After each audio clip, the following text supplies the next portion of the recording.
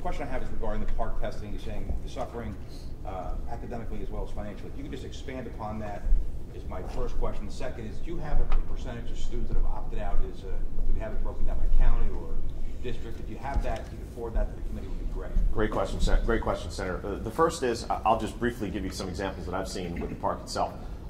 Problematic overall. I've gone into many districts. I was just talking with some of your colleagues before this started. And I'd go into districts and I'd walk into one and they had all of the computers bubble wrapped. As I walked in, I said, what's this about? They said, well, you know, we can't have these computers get damaged for the PARCC test, so we've got to make sure they're put aside. I walked into another community where, you know, they're looking at the amount of half days they need to put in, how much lost teaching time there is to make sure this testing rolls out. We see students that are stressed all the time on an exam that asks questions, obviously questions that we want to make sure are high level to make sure they have understanding, but that have questions that they're not even expected to know to see where they should go. Frustrating for students as well. My wife is a middle school English teacher who's right in the heart of this right now, sees every day the impact it has around prepping for the test as opposed to focusing on moving forward with other content that's needed. We see the choices that are made, if you will, where time may be running out and districts are trying to force you know, things into a tighter time frame. So all big problems that we're facing. And I think the outcry that we're really seeing is from parents. And at some point we have to say, enough is enough. We can't keep adding more and more and more testing. Testing is supposed to allow an educator to say, where are you at, Senator? You know, do you understand a concept? Do I need to go back? Can we move forward?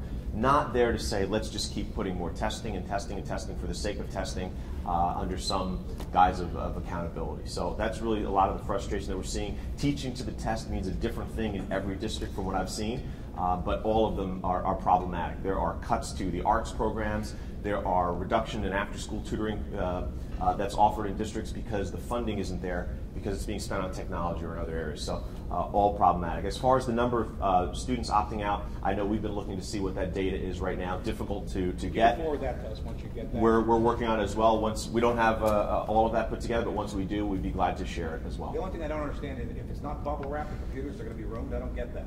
Well, you know what it was, and I did get it when I went to the second district that I also ran into this concern, which is Old Bridge. The first was in Cherry Hill, by the way.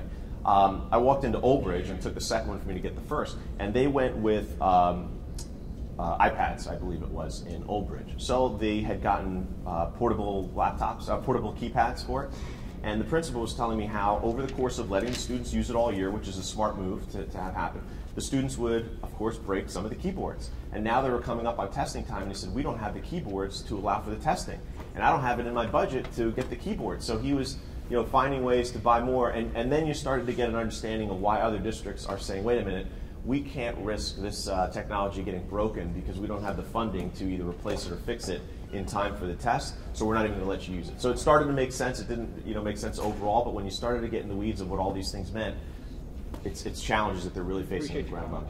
Thank you. Thank you. Thank you very much.